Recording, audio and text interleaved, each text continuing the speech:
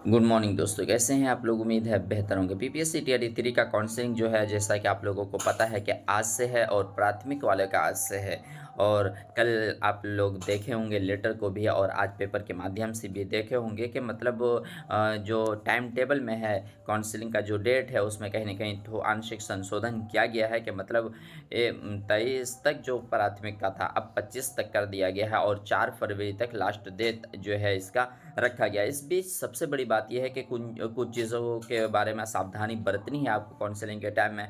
जैसे कि ओटीपी वाले का उसमें बताया गया था, लेटर जो कल जो निर्देशिका जारी की गई थी काउंसलिंग को लेकर, उसमें जारी किया गया था कि मतलब जो भी 4 स्थिति पाई जा सकती है वेरिफिकेशन के अंदर। एक तो होगा क्या वो पूरे वो क्लियर होंगे कि वो सही सबका वो सब डॉक्यूमेंट उसका क्लियर होगा। कुछ होगा कि मतलब 1-2 डॉक्यूमेंट उसका क्या होगा, संदेहात्मक होगा।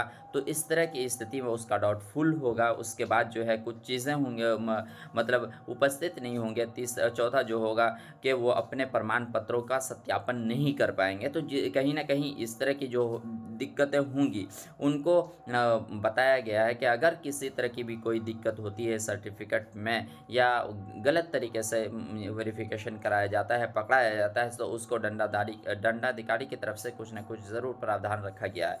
बाकी जो है क्या सावधानी बरतनी है कि आपको जो है ओटीपी हर हाल में, सबसे पहले इसमें भी दिया गया था निर्देशिका में कि ओटीपी के हर हाल में आपको रखना होगा ओटीपी वाले। और जब जाएँगे आपको, तो वहाँ स्लॉट आपको दिखाना होगा, तभी आपको एंट्री मिलेगी। वैसे बिना स्लॉट दिखाए हुए जो मैसेज आप के मोबाइल पर आया है, वो मैसेज अगर आप नहीं दिखाते हैं तो आपको एंट्री नहीं मिलेगी।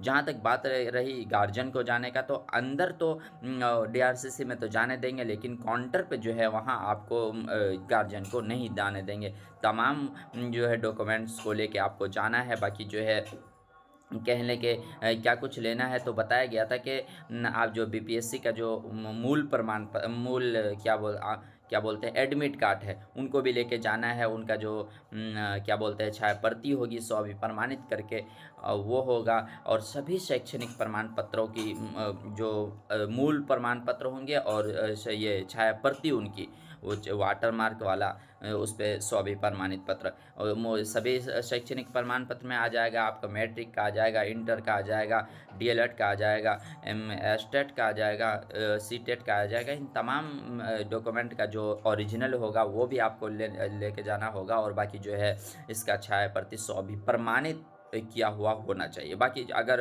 आरक्षण के लाभार्थी हैं, तो कहीं न कहीं आपको जो है ईडब्ल्यूएस कह लें, एनसीएल कह लें, निवास प्रमाण पत्र, ये तो मतलब आपको गैर शैक्षणिक हो जाएगा। तो ये डॉक्यूमेंट आपको दिखाना होगा। आधार कार्ड, आपको मूल प्रमाण पत्र दिखाना होगा आधार कार्ड का, और बाकी उसकी छाया प्रति भी आपको दिखानी होगी। यही कुछ सावधानी आपको बरतनी है। बाकी काउंसलिंग में कोई भी दिक्कत नहीं होगी। तमाम और बताया गया कि जिनको भी कोई दिक्कत होगी, कि अगर वो नहीं करा पाते हैं, तो उनके लिए जो है तमाम जो सबका जो हो जाने के बाद 4 तारीख के बाद उसका अलग से डेट निकाला जाएगा और उसको फिर से दोबारा मौका दिया जाएगा।